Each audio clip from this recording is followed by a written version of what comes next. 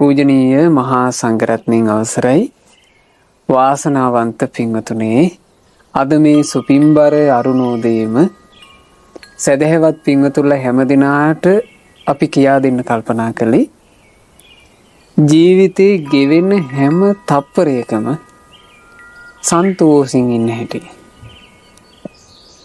ජීවිතේ ගෙවෙන හැම තප්පරයකම සතුට තියෙනවා. ගෙවෙන හැම තප්පරයකම සැනසුම තියෙනවා. ගෙවෙන හැම තප්පරයක්ම සුවසේ ඉන්න පුළුවන් නම් ගෙවෙන හැම තප්පරයකම පීඩාවක් නැත්තම් කොයිතරම් පහසුවක්ද? ආන්ගේ ජීවිත පහසුව කොහොමද උදා කරගන්නේ? ඒ ජීවිත පහසුව කොහොමද අපි ඇති කරගන්නේ කියන එකයි අද සුපින්බර අරුණෝදයේම ඔබට අහන්න ලැබෙන්නේ. ඉතින් හිතක් පිහිටුව ගන්න.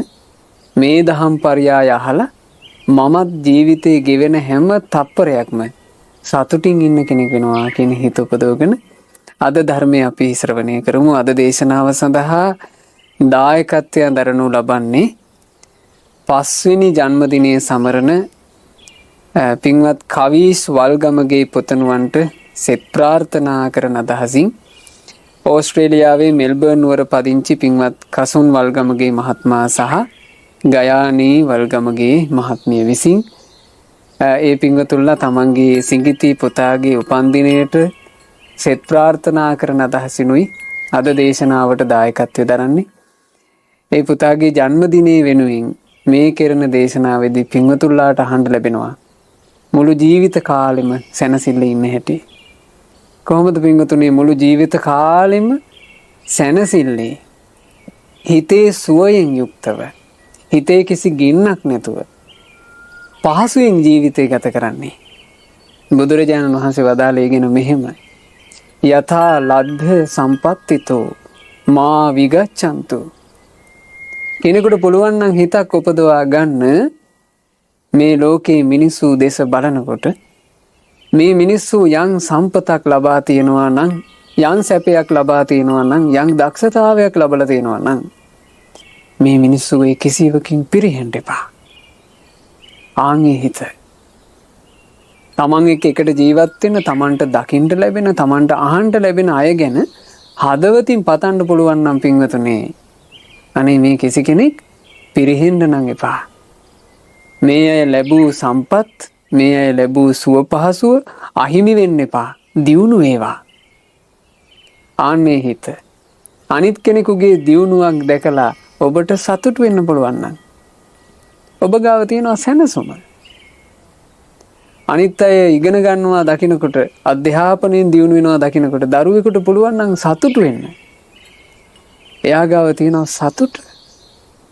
එයා ගාව දක්ෂතාවය නැති වෙන්න පුළුවන්. හැබැයි එයා ගාව තියෙනවා සතුට. ලස්සන ස්ත්‍රීන්, ලස්සන පුරුෂයෝ දකින්නකොට කෙනෙකුට ඒ ලස්සන ගැන සතුට වෙන්න පුළුවන් නම් එයා ගාව රූපේ ලස්සන නැති වෙන්න පුළුවන්. හැබැයි එයා ළඟ තියෙනවා සතුට. ධනවත් මිනිස්සු දකින්නකොට ඒ මිනිස්සු හොඳ යාන වාහන වල යනවා දකින්නකොට ඒක දැකලා සතුට වෙන්න පුළුවන් නම් හදවතින් එයාට සල්ලි භාගෙ නැති වෙන්න පුළුවන්. හැබැයි එයා ළඟ තියෙනවා සතුට. ඊළඟට අපි ගත්තොත් එකම ආයතනයක සේවා කටයුතු කරන සේවකයන් අතරින් එක්කෙනෙක් ඉස්සරහට යනවා. එයා දක්ෂයා. අනිත් සේවකයන්ට පුළුවන් නම් එයාගේ දක්ෂකම් දැකලා ආශිර්වාද කර කර සතුටු වෙන්න. අනිත් අයට දක්ෂතාවය නැති වෙන්න පුළුවන්. හැබැයි තියෙනවා සතුට, සැනසුම, සුව පහසුව. ඒක නොවේද පින්වතුනේ? අවුරුදු 70කට 80කට වගේ පුංචි කාලයකට ලැබිච්ච අපේ ජීවිතේ අපි උපදවා ගත යුතු සුවය, මානසික සුවය, හිතේ සැනසෙල්ල, හිතේ ගින්දරක් නැතුව හරි සනීපෙට ඉන්න එක.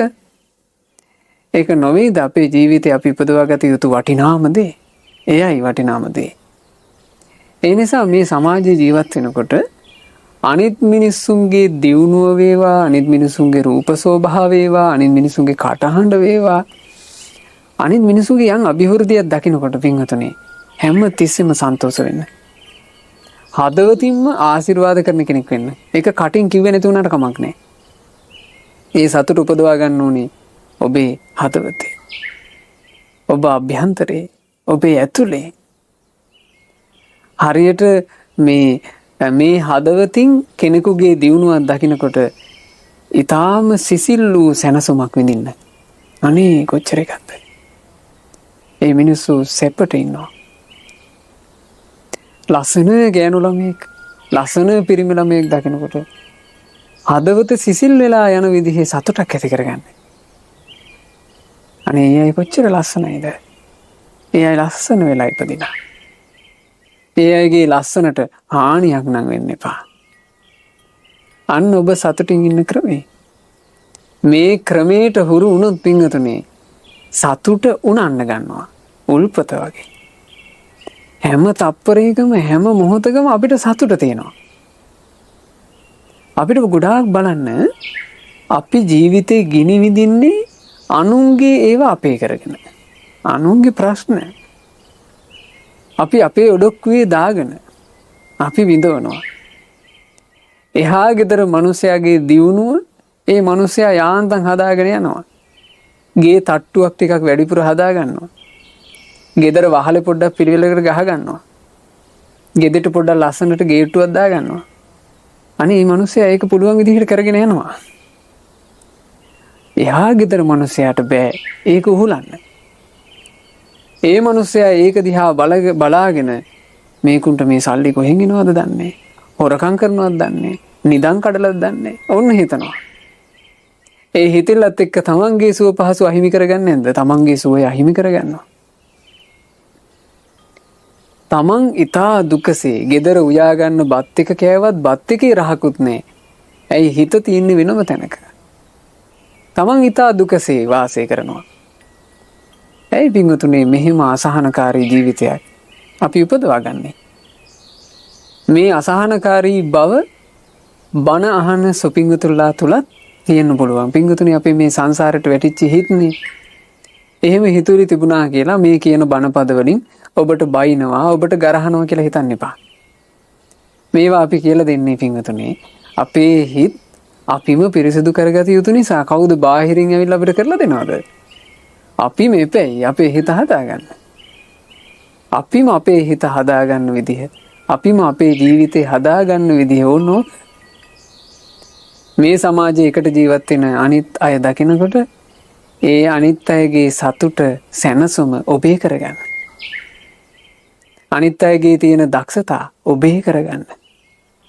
අනිත් අයට තියෙන වත්පොහොසත්කම් ඔබේ කරගන්න. ඒ අය සමහරලාට ඒ වත්පොහොසත්කම් වලින් විඳින සතුටට වඩා දහස් ගුණයක සතුටක් ඔබට විඳින්න පුළුවන්. ඒ අයගේ සම්පත් දැකලා ඔබ සතුට වෙනවා. ලස්සන රූපයක් තියෙන කෙනෙක් ඒ රූපේ හේතු කරගෙන විඳින සතුටට සැනසීමට වඩා ලොකු සතුටක්, ලොකු සැනසීමක් ඔබට විඳින්න පුළුවන්. ඔය ක්‍රමයට ඔබ හුරු වුණොත්. හරියට මේ ක්‍රමය පින්වතුනේ රත් හඳුන් පැලයක්, සුදු හඳුන් පැලයක් පැල කරගත්තා වගේ වටිනවා. තමන්ගේ නිවසේ රත් හඳුන් පැලයක්, සුදු හඳුන් පැලයක් පැල කරගත්තොත් ඒක වටිනා ගහක් නේද? ඒක වටිනවා. හැබැයි ප්‍රශ්නයක් තියෙනවා. වටිනා ගහට තමයි ඔක්කොම කරදර. සත්තු හොට ගහන්නෙත් ඕකට. පොහොර මදි වෙන්නෙත් ඕකට. නිකං මේ හෙවන පොඩ්ඩක් මදි වෙච්චි ගමම්ම ගහේ වැඩිම බාල වෙන්නෙත් ඕකට. වත්තේ හැදෙනවා වල් පැල ඇති අපිට නවත්ත ගන්න පිළිවෙලක් නැහැ. අපි වල් වලට පොහොර ගහන්නෙත් නැහැ. වල් වලට සාත්තු කරන්නෙත් නැහැ. හැබැයි වල් හැදෙනවා. අර රත් හඳුන් පැලේ, සුදු හඳුන් පැලේ ඔට්ටු වෙවි හදන්න ඕන. අපි ගෙදර මේ නැති වෙලාවක අපේ වත්තට හොරෙන් පැනලා කවුරු හරි ගලවගෙන යන්නේත් වල් ගස් නෙවෙයිනේ. අර හඳුන් ගහ. උපද්‍රව වැඩිම හඳුන් පැලේට. හැබැයි හඳුන් පැලේ නිතර බල සාත්තු කර යම් කාලයක් ආරක්ෂා කළොත් ඒ හඳුන් ගහ පිහිටනවා. බාහිර සතෙකුට උපද්‍රව කරන්න බැරි වෙන විදිහට, බාහිර මිනිස්සෙකුට ගලවාගෙන යන්න බැරි වෙන විදිහට හඳුන් ගහ පිහිටනවා. හඳුන් ගහ පිහිටපුවම පින්වතුනි අර පොඩි වල් පැලෑටි වගේ නෙමෙයි. එයා මහා සද්දන්තයට හැදෙනවා. එයා හැදෙන්න වටිනාකමින් වැඩි. වල් පැලෑටි බලන්න. වල් පැලෑටිය හැදෙන්න මහා කරදරයක්. පුංචි පැලේ කාලේ යම් ලස්සනක් හරි දෙනවා. මේක ගාලට වැවුනට පස්සේ ලස්සනක්වත් නැහැ. හරි කරදරයි. හැබැයි රත් හැඳුම් පැලයක් සුදු හැඳුම් පැලයක් වැඩෙන්න වටිනවා. මෝරන්න වටිනවා. අවසානයේ කාලයක් එනවා ඔය හඳුන් ගහේ හෙවන මේ භූමිය වහගන්න. හඳුන් ගහේ විහිදිච්ච අතුපතර වලින් පොළොව වහගන්නවා. ඊට පස්සේ හඳුන් ගහ අවට වල් පැලෑටි වලට බෑ නැගිටින්න. ඒ වල් පැලෑටි වලට නැගිටීම පිණිස ඉර එළියක් හඳුන් ගහ දෙන්නේ. වල් ඔක්කොම මැරිලා යනවා. මේ හිතවිල්ල හරියට අර හැඳුම් පැලේ වගේ තේරුම් ගන්න. හඳුම් පැලයක් වගේ. මේ හිතවිල්ලට කියනවා ශාසනයේ ලස්සන වචනයක්. මුදිතා. අනුන්ගේ දියුණුව දැක සතුටු වීම මුදිතාවයි. අනුන්ගේ අභිවෘද්ධියේදී සැනසීම මුදිතාවයි. අන් අය ඉදිරියට යනකොට හදවත ඇතුලෙන් කරන ආශිර්වාදය මුදිතාවයි. ආන්නේ මුදිතා චිත්තය කියලා කියන්නේ ඉතා වටිනවා. පුංචි හිත පවා වටිනවා. හඳුන් පැලේ පොඩි කියලා නේ වටිනවා. රත් හඳුන් සුදු හැඳුම් පැල පුංචි කියලා නේ ඒක වටිනවා. ඒ වගේ මුදිතා හිතවිල්ලත් වටිනවා. හැබැයි මේ හිතවිල්ල රෝපණය කරන්න ඕන. ඒක රෝපණය කරලා ඒකට පෝෂණය දෙන්න ඕන. බලා ගන්න ඕන. මුදිතාව අහිමි වෙයිද? එහෙම බලන්න ඕන.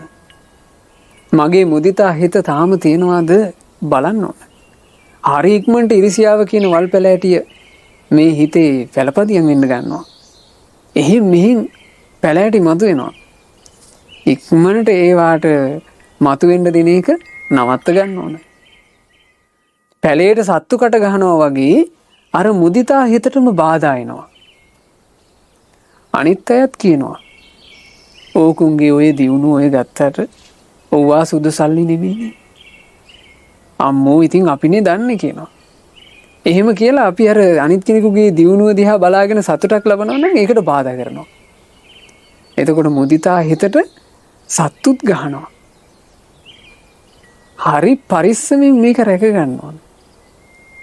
හැබැයි රැකගත්තට පස්සේ පිංගුතුනේ මුදිතා හිත බලවත්ව ඇතුලේ පිහිටන කාලයක් එනවා.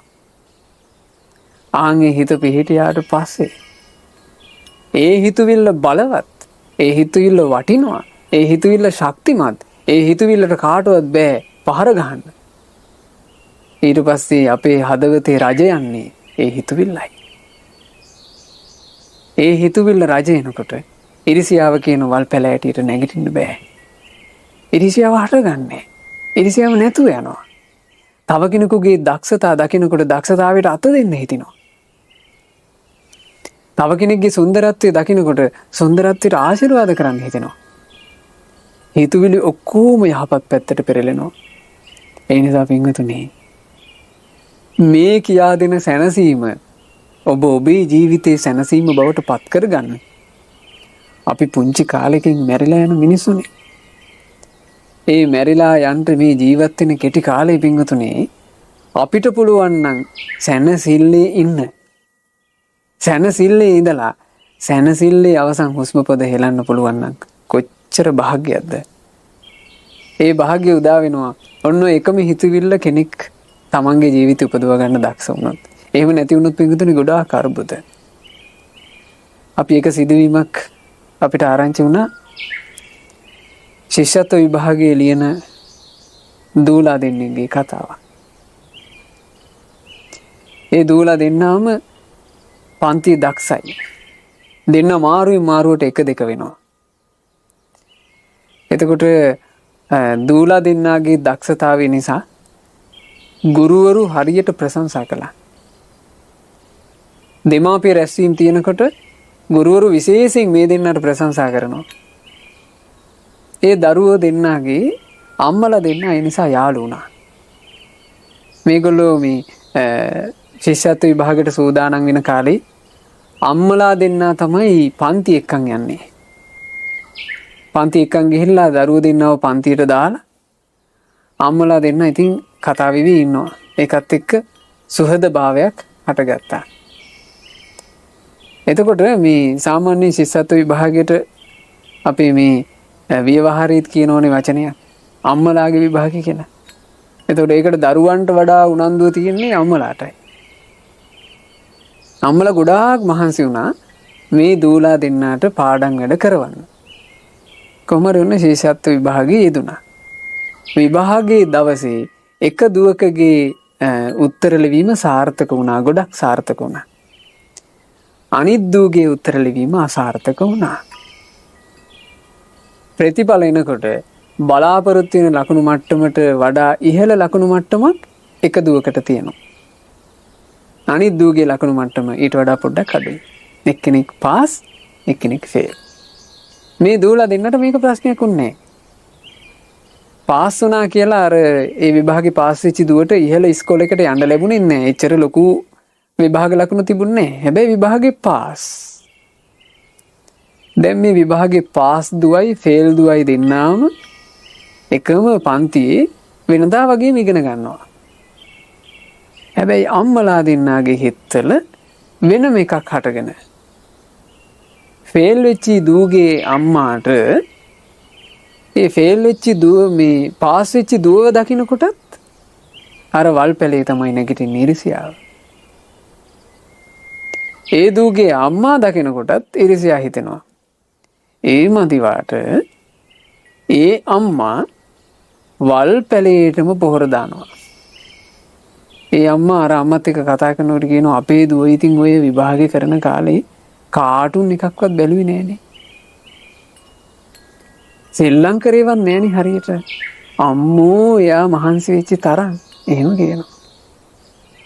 ඒකේ අදහසක් තියෙනවානේ. ඒකේ අදහසක් තියෙනවා ඕගොල්ලන්ගේ දුව ෆේල් උනේ එයා සෙල්ලම් කර කර ඉඳලා. කාටුන් බලලා මහන්සි වෙලා නෑ. මේ අම්මට මේක හිත පාරනවා. එතකොට මේ අම්මා මේ ඉරිසියාවම පෝෂණය කර කර ඉඳලා. එතකොට ඒ අම්මා පොහොර දුන්නේ මොකේටද? වැරදි දෙයට.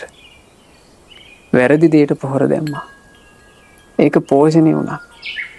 ඒක පෝෂණය වෙලා මේ අම්මාටම දැන් මල කරදරයක් මේ හිතුවිල්ල. මේ අම්මා කල්පනා කළා මේ විභාගේ පාස් වෙච්චි ගෑනු ළමයා ඉන්න නිසානේ මේ පඬිතකම් ඔක්කොම මම නසලා දාන්න ඕන. මෙහෙම හිතුවා. මේකට පොටක් හොයා හිටියා. ඒක අවස්ථාවක් හම්බුණා පින්වතුනි. ඒ අවස්ථාව හම්බ වෙච්ච වෙලාවේ දූලා දෙන්නාටම යෝගට් දෙකක් අරන් දෙනවා මේ අම්මා. එක යෝගට් එකකට මේ අම්මා යම් වසක් කලවම් කරා. ඒ වස කලවම් කරපු යෝගට් එක තමයි අර පාස් වෙච්ච දුවට දුන්නේ. ඒ දුව ඒක කෑවා. ලෙඩ වුණා. අමාරු වුණා. අමාරු වෙලා මේක යාන්තම් රෝගයකින් සනීප වුණේ. ඒ දුවගේ ශරීරයේ අභ්‍යන්තර අවයව වලට හානි සිද්ධ වුණා. මාස කීපයක් විඳවලා මැරිලා ගියා. ඒ දුව මිය පරලෝ ගියාට පස්සේ මේ ප්‍රශ්නේ ඉවර නෑ. සංසාර කතාවක් මෙතන තියෙන්නේ. අපි මේ යන්නේ පිංගුතුනේ සාංශාරික ගමනක. මේ ජීවිතේ මනුස්ස ලෝකය කියලා කියන්නේ එක නිවස්නයක්. පුංචි කාලයකට ආපු එකක්.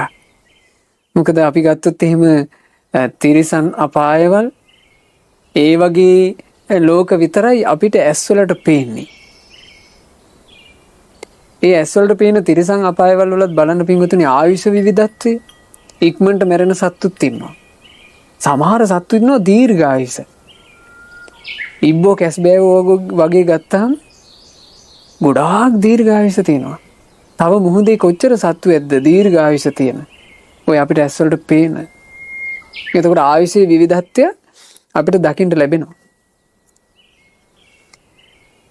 නිරේ ගියොත් එහෙම දීර්ඝායුෂ. പ്രേත ලෝකවල දීර්ඝායුෂ. අනිකුත් සුගති ලෝක තියෙනවා දීර්ඝායුෂ. මනුස්ස ලෝකෙත් ඇතැම් කාල තියෙනවා දීර්ඝායුෂ. මේ කාලේ නම් හරි ටිකයි. හරිම ටිකයි. අවුරුදු 70යි 75යි 80යි අපිට යන්නම වෙනවා. මේ පුංචි කාලේ මේ නිවස්නේ තුල වාසය කරන කාල වකවානුව වැරදුනොත් බලන්න මේ කතාවේ භයානකකම. අර මැරිච්චි දුව මේ යන්ට කලින් ඒ දුවට යම් හැඟීමක් ඇති වුණා. මං මේ ලෙඩ වුණේ මට මේ අමාරුනේ අර යෝගට් එක නිසා.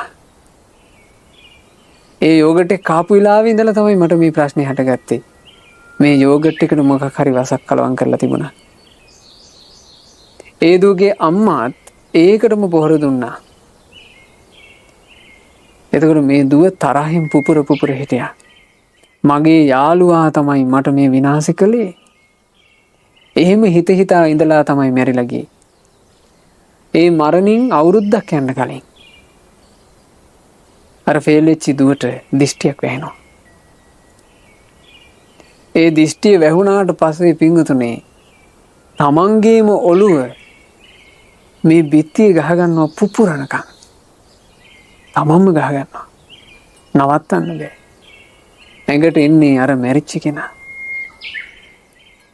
මං මේක පලි අරගෙන මිසක් මං නවත්තන්නේ නැහැ කියලා.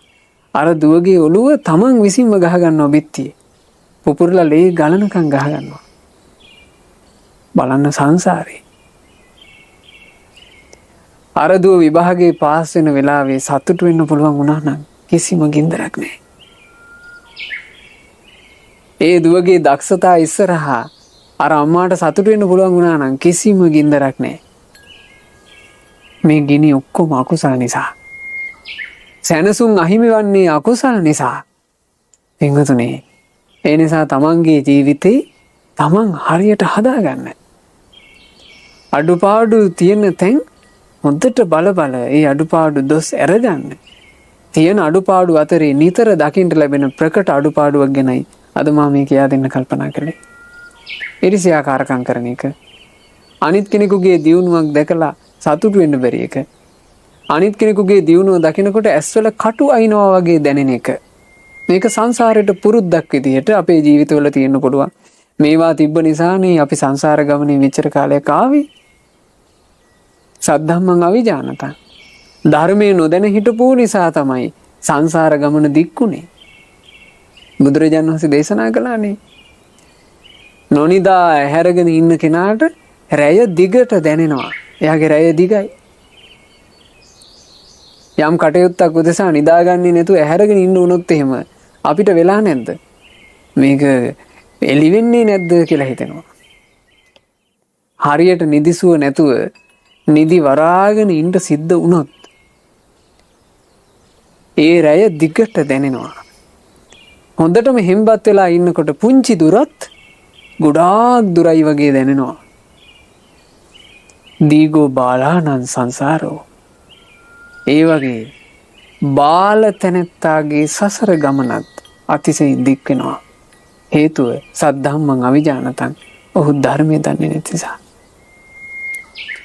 ධර්මයේ දැනගෙන ධර්මයේ පුරුදු වෙච්චි නැති නිසා සංසාරේ දීර්ඝ වුණා. එහෙනම් අපේ සංසාරයේ දීර්ඝ කතාවටත් හේතුව මොකද්ද? මෝඩයෝ විදිහට, බාලයෝ විදිහට, අඥානයෝ විදිහට ධර්මයේ දන්නේ නැතුව ආපු එක. ඔබත් මමත් අපි හැමෝම පෙර සසරේ මෝඩයෝ වගේ ධර්මයට අවධානයක් යොමු නොකර ඇවිල්ලා. එක්කෝ ධර්මයක් මුණ ගැහිලා නැහැ. දැන් මේ ජීවිතේ අපිට මොකද්ද මහා භාග්‍යයකට ලෞතර බුදුරජාණන් වහන්සේගේ සුන්දර සද්ධර්මයේ හමු වෙලා. ඒ හම්බ වෙච්ච වෙලාවේ පිංගතනේ මේ හිත ඇතුලේ තියෙන වල් පැල ඇටි ටික සුද්ධ කරන්න ඕන. වටින දේවල් රෝපණය කරගන්න ඕන. ඒ රෝපණය කරගන්න අතිශයින්ම වටිනා දෙයක් මුදිතා චිත්තය. මුදිතාව. අනිත් අයගේ දියුණුව දකිමින් හදවතින් ඇති කරගන්න සන්තෝෂය, සතුට. අනිත් අයගේ දියුණුවට ආශිර්වාද කිරීමේ හැකියාව. ඒක උපදවා ගන්න ඕන. භාග්‍යතුන් වහන්සේ දේශනා කළේ තමන්ගේ හිත හසුරුවා ගන්න කිව්වා හරියට මේ වගේ. මාතා යථා නියං පුත්තං ආයුසා ඒක පුත්ත මනුරක්කේ. එකම එක පුතෙක් ඉන්න අම්මා කෙනෙක් ඒ පුතා කෙරෙහි යම් ලෙන්ගතු බවක් දක්වනවද? ඒ වගේ මහණෙනි ඔබ සියලු මනුස්ස වර්ගයාට ආදරය කරන්නේ. අම්මා කෙනෙක් තමන්ගේ එකම එක පුතාට ආදරය කරනවා වගේ ඔබත් මේ මනුස්ස වර්ගයාට ආදරය කරන්න. බලන්න භාග්‍යවතුන් වහන්සේගේ අනුශාසනාව. පින්වතුනි බුද්ධං සරණං ගච්ඡාමි කියලා සරණ ගිය එකට සතුටු වෙන්න. අපි සරණ ගියේ මෙහෙම ශාස්ත්‍රඥ වහන්සේ නමක්. සැනසීමම ලෝකයට දන් දීපු අති උත්තරීතර ශාස්ත්‍රඥ වහන්සේ නමක්. ඒ බුදුරජාණන් වහන්සේ ලෝකයට දුන්නේ ඔය වගේ සැනසුමක්. අම්මා කෙනෙක් එකම පුතෙකුට ආදරය කරන්නේ පින්වතුනි මෙත්සිතින්, කරුණාවෙන්, උපේක්ෂාවෙන්, ඊළඟට මුදිතාවෙන්. අම්මලා තාත්තලා පරණ ඇඳුම් ඇඳගෙන දරුවන්ට අලුත් ඇඳුම් අරන් දීලා සතුටු වෙනවා. අම්මයි තාත්තයි අඳින්නේ පරණ ඇඳුම්. දරුවන්ට අරන් දෙනවා නිතර අලුත් ඇඳුම්. දරුවෝ අලුත් ඇඳුම් ඇඳගෙන යනවා දකින්නකොට අම්මලාට හරි සතුටුයි. තාත්තලාට හරි සතුටුයි. අපිට මතකයි අපේ දෙමව්පියෝ ගත්තාම අපේ තාත්තා බොහොම කලාතුරකින් තමයි අලුතින් ටී-ෂර්ට් එකක් අරගන්නේ. එහෙම නැත්නම් ෂර්ට් එකක් අරගන්නේ. ඒ ෂර්ට් එක අරගත්තාට පස්සේ එදාට අපේ නිවෙස්වල විශේෂ දවසක්. තාත්තා අලුතින් ගත්ත ෂර්ට් එක හොඳද කියලා අපිත් බලමු. හැබැයි දරුවන් උදෙසා ඇඳුම් පැළඳුම් ආයිත්තන් හැමදේම අරන් දෙනවා. අම්මයි තාත්තයි මේ පරණ සෙරෙප්පු දා ගන්නවා. හැබැයි දරුවන්ට අලුත් සෙරෙප්පු කුට්ටන් එක වරන් දෙනවා. මේ විදිහට නේද අම්මලා තාත්තලා දරුවන්ගේ දියුණුව, දරුවන්ගේ අභිවෘද්ධිය, දරුවන්ගේ සැපේ දැකලා සතුටු වෙන්නේ. මුදිතා. දෙමව්පියෝ දරුවන් කෙරෙහි මුදිතාව දක්වන්නේය. දෙමව්පියෝ දරුවන්ගේ දුකට අකමැතිය. දරුවෙක් යම් අභිවෘද්ධියක් කරා යනවා දකිනකොට දෙමව්පියෝ හදවතින්ම ආශිර්වාදපතන්නේය. හදවතින්ම ආශිර්වාද කරනවා. මගේ දරුවාට අනතුරක් වෙන්න එපා. මගේ දරුවා ලැබූ මේ සම්පත, මේ දියුණුව මගේ දරුවාට අහිමි වෙන්න එපා. ඒ තමයි දෙමව්පියෝ. දැන් අපි අහලා තියෙන්නේ ඒක කතාවක්. එක දරුවෙක් කැලෑ පාරකින් ගමනක් යන්න සූදානම් වුණා. හරි අනතුරුදායකයි ඒ කැලෑ පාර. මේ කැලෑ පාරෙන් ගමන යනවාට අම්මා අකමැති වුණා. අම්මා කිව්වා පුතේ ඔය ගමන ඔබ යන්න එපා. අනතුරුදායකයි. මේ කොල්ල අහන්නේ නෑ අම්මා එහෙම කිව්වට බෑ. මං යන්නම ඕනේ. අම්මා 3-4 සැරේ කිව්වා පුතේ ඕක මං කියන එක අහලා නැවතියන්. අහන්නේ. අන්තිමේ අම්මා කිව්වා හරි උඹ පරයන්කෝ මං කියන දේ අහන්නේ නැතුව. උඹට කැලේ මගදී කොටිය හම්බෙලා උඹව කොටිය කන්න ඕන කිව්වා අම්මා. එහෙම කියද්දිත් මේ ළමයා හිතුවක්කාර වෙලා ගියා. යද්දි වින්වතුනේ කැලේ මැද්දේ මූණට මූණ කොටිය හම්බ වුණා. කොටිය හම්බ වුණා විතරයි අම්මා කියපු එක මතක් වුණා. දැන් මුළු සර්වාංගෙම වෙවුලන්න පටන් ගත්තා.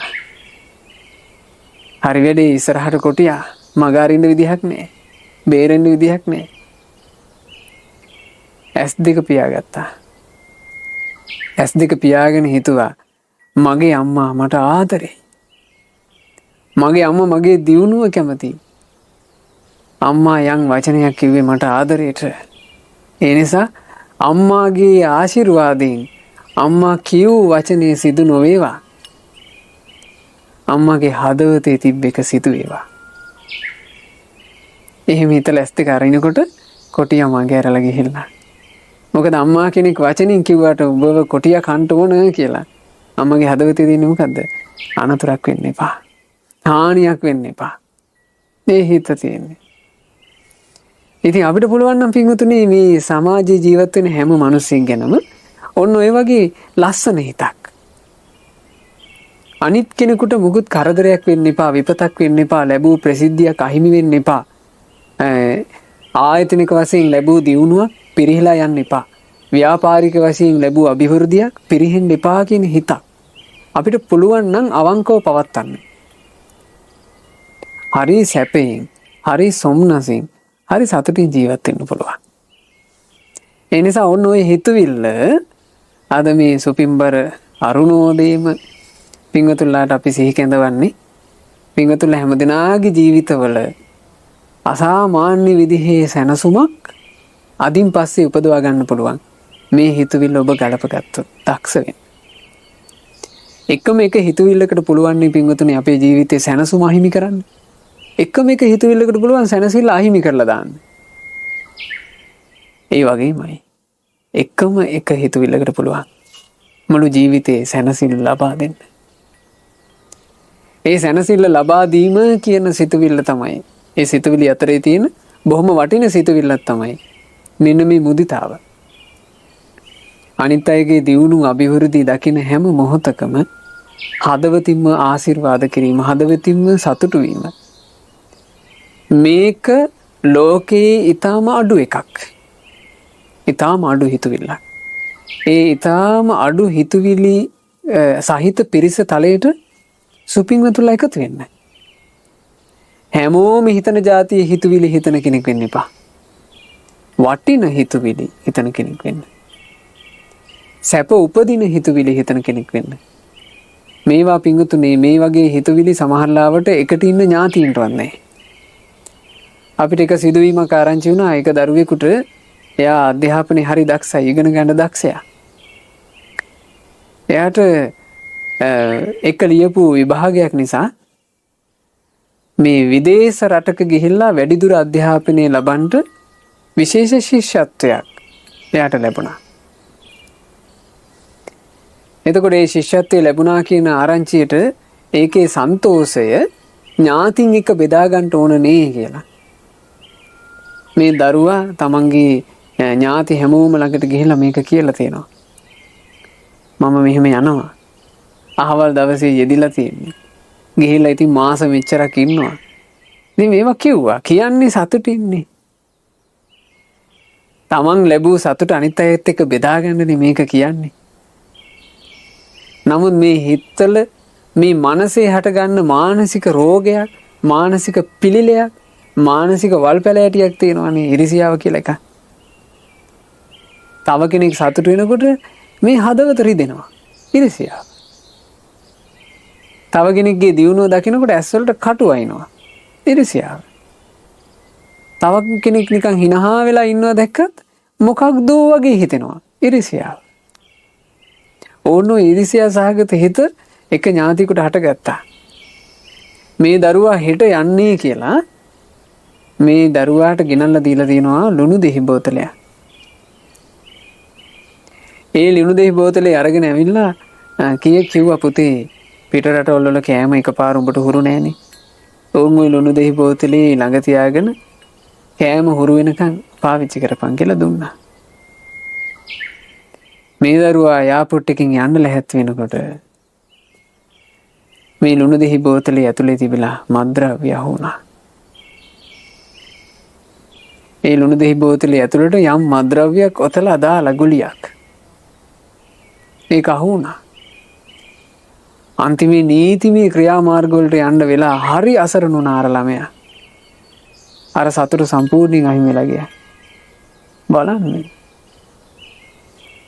ඒ දරුවගේ ජීවිතේට ගින්නක් දුන්නා. ලැබුව සතුට නැතුව ගියා. ඒක කරපු කෙනා සතුටින් ඉන්නද? ඒක කරපු කෙනා කොච්චර කාලයක් ඕක මතක් කර කර විඳවයිද? කොච්චර කාලයක් හදවතේ වේදනාව උපද්දයිද? ඒ නිසා. අන්න ඒ නිසා මේ ලස්සන හිතවිල්ල එකතු කරගන්න පින්වතුනි මේ ලෝකේ ගුණවත් සත්පුරුෂ උත්තමයෝ ප්‍රශංසා කරන අතිශය සොඳුරු ගුණයක් මුදිතාව. අපේ මහා බෝධිසත්වයෝ සාංශාරික ගමන එනකොට බෝධිසත්වයන් ගාව තිබුණු එකක් මුදිතා චිත්තය. ඒ මුදිතා චිත්තයෙන් යුතු අපේ බෝධිසත්වයෝ තව කෙනෙකුට යම් දක්ෂතාවයක් ශිල්පයක් කියලා දෙනකොට කවදාවත් පින්වතුනි මුෂ්ටියක් තියාගත්තේ නැහැ කියනවා. මුෂ්ටියක් තියාගන්නවා කියලා කියන්නේ මිටේ හඟවාගෙන මුකුත් තියාගත්තේ නැහැ. මේක මන් දෙන්නේ නැහැ. මේක දුන්නොත් මේක මටත් ඉහළින් යයි. එහෙම හංගගන්න එකක් නැහැ. හැම දෙයක්ම දුන්නා කියනවා. මුදිතාව. තව කෙනෙක් දියුණු වෙලා යනවට ආසයි. තව කෙනෙක් දක්ෂ නම් ඒ දක්ෂතාවයට ආශිර්වාද කරනවා කැමති. අනේ හිත තිබුණා. නමුත් මහා බෝධිසත්වයන්ටත් හරියට බැටකණ්ඩ සිද්ධ වුණා. ඔය හිත නැති ඈයෝ නිසා. ඔය ඊර්ෂ්‍යා සහගත බව කියන වල් පැලෑටිය පින්වතුනේ හිතක හටගත්තොත් එහෙම ඊර්ෂ්‍යා හිතන දේ අපිට හිතා ගන්නවත් බෑ. සමහරුන්ගේ තියෙන ඊර්ෂ්‍යාව ගත්තොත් එහෙම අපි ගත්තොත් ගමේ ඉන්නවා ඔන්න තමන්ගේ ඊර්ෂ්‍යාකාරයා. තමන් ඊර්ෂ්‍යා කරන කෙනා ගමේ ඉන්නවා. ඒ ගමේ ඉන්න මිනිස්සයාගේ ගෙදර අපි හිතමු විශේෂ උත්සවයක් ඉදන කියලා. ඔන්න මඟුල් ගෙදර. එහෙම නැත්නම් මොකක් හරි විශේෂ උත්සවයක්. උත්සවයට දැන් අර මේ ගොඩක් සද්ද දාලා ඒ උත්සවේ ගමටම ඇහෙන විදිහට සංවිධානය කරනවා. ඊර්ෂ්‍යාව කියන එක හිතවල තියෙනකොට ඒ ඊර්ෂ්‍යාකාර මිනිස්සු මොකද කරන්නේ? මේ ගම දාලා යනවා එදාට. වෙන නෑ දෑකවල යනවා.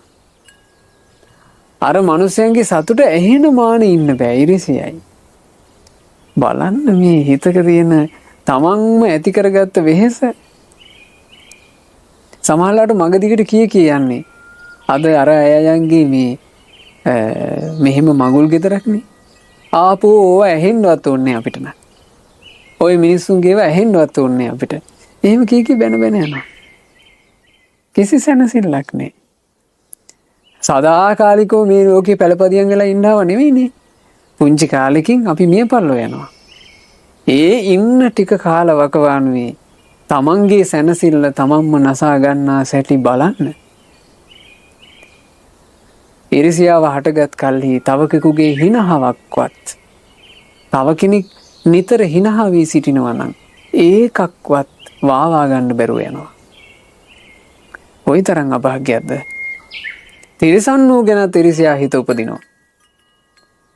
අපේ බෝධිසත්වයෝ එක ජීවිතයක වලාහක කුලේ හරීම සොඳුරු හස්ති රාජයෙක් වෙලා උපන්නා. ඔය වලාහක කුලේ උපදින හස්ති රාජයෝ පින්වතුනේ සුදු පාටයි. දවල හස්ති. ඔය දවල හස්තියා කියන එක විශේෂ පින් තෙදක් තිබ්බ එකෙක්. දවල හස්තියෙක් යම් රටක යම් දේශයක ඉන්නවා නම් ඒ දේශේ ශාස්ත්‍රීක වෙනවා. ඒක දවල හස්තියගේ පින් තෙද. ඔහොම දවල හස්තියෙක් අපේ බෝධිසත්වයෝ. දවල හස්තියාගේ තියෙන පින් තෙද මිනිස්සු දන්නවා. ඊළඟට දවල හස්තිය හරි හැඩකාරයා නිසා මිනිස්සුත් හරි ආදරේ. දවසක් මේ හස්ති රාජයා තමන්ගේ ඇත්ගොව්වාත් එක්ක වීදියේ එනවා දැක්කට පස්සේ මිනිස්සුන්ට හරි සන්තෝෂයි. මිනිස්සු ඊට පස්සේ විසිල් ගහලා අපුඩි ගහලා ඔල්ලොරසන් දිදී මේ හස්ති රාජයාට ආශිර්වාද කරන්න පටන් ගත්තා. අපේ හස්ති රාජයා මේ කියලා. දැන් මිනිසුන්ගේ සද්ද ඇහෙනවා මාලිගාවේ ඉන්න මහරජාට. මහරජුරු බැලුවා මේ මගේ විජිතේ කාටද මේ ප්‍රීතිഘോഷා? ජනේලෙන් බලද්දී පේනවා වීදියේ එන හස්තියාටයි මේ ප්‍රීතිഘോഷා. මේ තිරිසනාට මං වගේ මේ රජෙක් ඉද්දී තිරිසනෙකුට ඔලවරසන් මම නේ මේකේ රජා. මටත් ඉහළින් යන්න පුළුවන් ද තිරිසනෙකුට? ඔන්න ඊර්ෂ්‍යා හිතලා. ඊර්ෂ්‍යා හිතලා කල්පනා කරා මේ තිරිසනාව මන් නැති කරන්න ඕන. මේ තිරිසනාව නැති කරන්නට මම යම් ආයුධයක් පාවිච්චි කළොත් එහෙම මිනිස්සු මං ගැන කිපෙන්න පුළුවන්. ඒ නිසා මේකට උපායක් යොදන්න ඕන. ඇත්ගොව්වාව ගෙන්නවා. පින්වතුනි ඒ කාලේ ඇත්ගොව්වා අපේ සාරිපුත්ත මහ රහතන් වහන්සේ. ඇත්ගොව්වාව ගෙන්නලා මේ ඇත්ගොව්වාට කියනවා ඉඹල හස්ති රාජයාගේ දක්ෂකම් මං දැක්කේ නෑ. කාලෙකින් මට බලා ගන්න බැරුව ගියා. දැන් හස්ති රාජයා දුර්වලයේද දන්නෙත් නෑ. මට තාම හස්තියා දක්ෂද කියලා බලන්න ඕන. ඇත්ගොව්වා කිව්වා දේවයිනී කිසි ප්‍රශ්නයක් නෑ. ඇතා හොඳට ඉන්නවා නිරෝගීව ඉන්නවා. ඕන දක්ෂකමක් පෙන්නයි. එහෙනම් හස්තියාව පුළුවන් නම් චෝර ප්‍රපාතයට නංවාලා පෙන්නපන්. චෝර ප්‍රපාතය කියලා කියන්නේ පින්වතුනේ කන්දක් මුදුනේ පුංචි තැනක්. ඇයි ඒකට චෝර ප්‍රපාත කියන්නේ? මේ හොරු අපරාධකාරයෝ ඔය ප්‍රපාතේ උඩට එකතු කරන් යනවා. ඒක රාජදණ්ඩනය. ප්‍රපාතේ උඩට එක ගිහිල්ලා දඬුවම තමයි ඒ පුද්ගලයාව ප්‍රපාතෙන් පහළට තල්ලු කරනවා. හොරු තල්ලු කරලා මරණ නිසා ওই ප්‍රපාත වලට කියන්නේ චෝර ප්‍රපාත. චෝර ප්‍රපාතය කියන තැන ගොඩාක් උසයි, හුලං තදයි, හරිම පොඩි ඉඩකඩක් තමයි තියෙන්නේ. ඇතෙකුට ඉන්න බෑ. කොටින්ම ඇතෙකුට නගින්නත් බෑ. අර හුලං තදට ඇතාට අමාරුයි. රජුරෝ හිතුවේ මේ ඇතා ඕකේ නගිනකොට පෙරිලා වැටිලා මැරිලා යයි. ප්‍රශ්න ඉවරයි කියලා. අනේ කොහෙද මේ ඇතා දක්ෂයා? මේ ඇතා නැග්ගා චෝර ප්‍රපාතේ උඩටම නැගලා අර තියෙන පුංචි ඉඩේ කකුල් හතරම තියලා හිටගත්තා. මිනිස්සු කොහොම අප්පුඩි ගහලා මිනිසුන්ට හරි සතුටුයි. රජාට ඉරිසියයි. රජා කිව්වා මට තව බලන්න ඕන දක්ෂකම්. දැන් පුළුවන් නම් ඔය හස්තියාට ඔතනම කකුල් තුනෙන් ඉන්න කියපන්. එක කකුලක් ඔසවන්න කියපන්. කියනකොට මහස්තියා කකුල ඔසෙව්වා. කකුල් තුනෙන් ඉන්නවා පෙරලෙන්නේ. රජුරෝ කියනවා දැන් කකුල් දෙකකින් ඉන්න කියපන්. ඇත්ගොව්වා කියනවා පුතේ ඉදිරි කකුල් දෙක උස්සලා උඹ පිටුපස්සේ පාද දෙකකින් විතරක් හිටපන්. ඇතා හොඳට සමබරව ඉන්නවා. රජාට ඉරිසියාව තව වැඩි වුණා. දැන් රජුරෝ කියනවා දැන් තනි කකුලෙන් ඉන්න කියපන්. අනික් කකුලත් ඔසවන්න කියපන්. දැන් තනි කකුලෙන් මේ හස්තියා ඉන්නවා. රජාගේ ඉරිසියාවේ කෙලවර රජාට අඳුන ගන්න බැරුව ගියා. මහරජා කිව්වා දැන් ඔය අනිකත් ඔසවන්න කියපන් කිව්වා. කකුල් හතරනේ තියෙන්නේ. අනික් කකුල ඔසවාපු ගමන් පෙරලෙනවානේ. එතකොට ඇත්ගොව්වා කියනවා ඇතාගේ කනට ලං කරලා කිව්වා පුතේ මේ මෝඩ රජා උඹ ගැන ඉරිසියාවෙන් ඉන්නේ. පුතේ උඹ වටිනා එකෙක්. මට කරන්න දෙයක් නැහැ. මං ඉන්නේ රජෙක් යටතේ. පුතේ පුළුවන් නම් උඹට අහස් ගමනක් තියෙනවා නම් මාවත් බේරගෙන මෙතනින් යමන්. නැත්තම් ඉතින් මමයි උඹයි දෙන්නාම මේ ප්‍රපාතේ පයින්මු කිව්වා. හස්ති රාජයාට අහස් ගමන් තිබුණා. ඒ වලාහක කුලේ හස්තීන්ට පිංගුතුනේ අහසින් යන්න පුළුවන්. ඒක එරදියා. ඒකේ යතාට උපතින්ම ලැබෙන දක්ෂතාවයක්. මේ ඇතා ඇත්ගොව්වාව හොඳින් අල්ලාගෙන ඇත්ගොව්වාවත් අරගෙන අහසින් ගියා. ඉරිසියාකාර රජාට මේ රජයක් සස්ත්‍රීක කරන ඒ මහා හස්තියාව අහිමිලා ගියා. එදා ඉරිසියාකාරකම් කරේ දේවදත්ත කියනවා. ඉතින් ඒ දේවදත්ත තමයි ඉරිසියාව කියන එක රෝපණය කර ඇවිල්ලා අපේ ලෞතර භාග්‍යවත් අරහත් සම්මා සම්බුදු රජාණන් වහන්සේ ගෞතම නමින් ශ්‍රී සම්බුද්ධ රාජ බවට පත් වෙනකොට මේ ජීවිතේ තිරිසාකාරකම් කරන්න ඇවිත් හිටියා. ඒ නිසා ලාමක දෙයක් නම් පින්වතුනි පුරුදු වෙන්න මෙපා. ලාමක දෙයක් පුරුදු වෙලා තමන්ගේ ජීවිතේ සැනසීම අහිමි කරගන්න එපා. හැම ගෙවෙන තප්පරයකම ඔබ සතුටින් ඉන්න. ජීවිතේ ගෙවෙන හැම තප්පරයකම සැනසෙල්ලේ ඉන්න. ජීවිතේ ගෙවෙන හැම තප්පරයක්ම කිසි බරක් නැතුව සුව පහසුවෙන් ඉන්න. ඒ සඳහා මුදිතාව පුරුදු කරන්න. අනිත් අයගේ දියුණුව දැක සතුටු වීම. යථා ලද්ද සම්පත්තිතෝ මා විගච්ඡන්තු. මේ අය ලැබූ යම් සම්පතක් ඇද්ද සම්පත්තිය ඒ කිසිවකින් පිරිහෙන්ට නම් එපා කියන හිත. ඉතින් හැම දිනාට ඒ බඳු උතුම් සිතුවිලි වලින් යුක්තව තමන්ගේ ජීවිතේ සැප සැනසෙල්ලේ ගත කරන්නත් ගෞතම බුදුරජාණන් වහන්සේගේ සද්ධර්මයේ මුණ ගැහිච්ච මේ දුර්ලභ මනුස්ස ජීවිතේ ගෞතම සාසනයේ පිහිට පිළිසරණ රැකවරණය ලබා ගන්නත් වාසනාව ලැබෙත්වා. සාදු සාදු සාදු. අද දවසේ මේ ධර්ම දේශනාව තුළින් අප රැස් කළ සියලු පින් පළමු කොට අනුමෝදන් කරමු දෙවිවරුන්ට.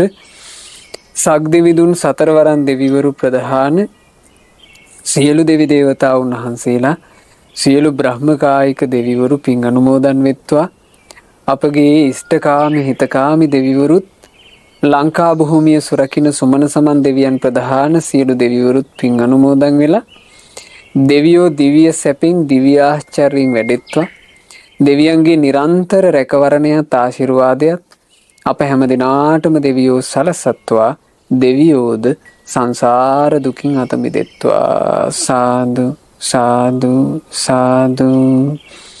අපගේ කල්යාණ මිත්‍ර ගුරු දේවෝත්තම පරම පූජනීය පින්වත් ලොකු ස්වාමින් වහන්සේට සියලු පින් අනුමෝදන්ව නිදුක් නිරෝග සුව සැලසේවා. දීර්ඝායුෂ සැලසේවා. ගෞතම සාසනය තුලම ධර්මාවබෝධයෙන් සැනසෙන්ට වාසනාව ලැබෙත්වා. සාදු සාදු සාදු.